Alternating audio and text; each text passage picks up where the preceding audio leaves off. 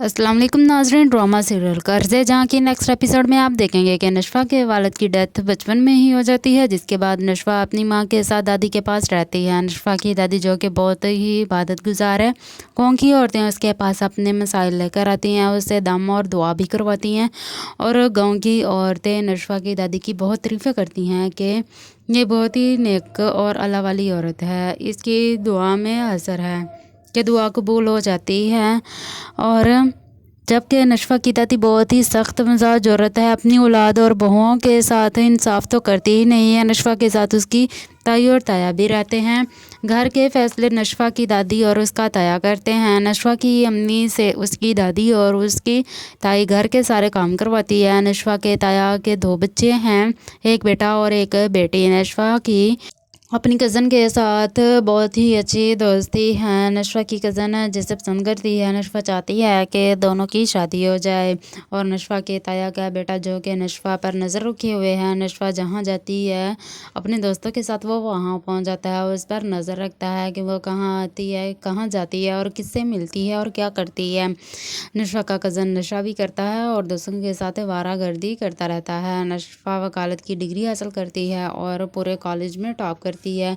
अब इसके बाद नशवा की दोस्त चाहती है कि नशवा अब साथ ही प्रैक्टिस भी शुरू कर दे, लेकिन नशवा को अपनी दादी और ताया को मनाने के लिए बहुत ही कोशिशें करनी पड़ेंगी। नशवा की दादी चाहेगी कि नशवा की शादी अपने पोते के साथ कर दे, जबकि नशवा का कज़न तो आवारा दोस्तों के साथ फिरता है, जुआ खेलता और नशा करता है। नशवा वकालत करने की ज़िद करेगी, लेकिन उसकी दादी की वजह से नशवा की माँ भी चाहेगी कि वो शादी करके अपने फ़र्ज से फ़ारग हो जाए। दूसरी तरफ आप देखेंगे कि वकील बुरहान है जो अपना हर केस जीत जाता है। बुरहान एक कामयाब वकील होता है। आगे आप देखेंगे कि नशवा के बाप की तो डेथ हो चुकी है और नशवा का ताया है जिसका बेटा अमार है जो कि जवारी और शराबी है। नशवा के ताया का छोटा भाई है जिसकी कोई भी औलाद नहीं है। अब नशवा का ताया अपनी माँ के साथ मिलकर यानी नशवा की दादी के साथ मिलकर घर भेज देता है।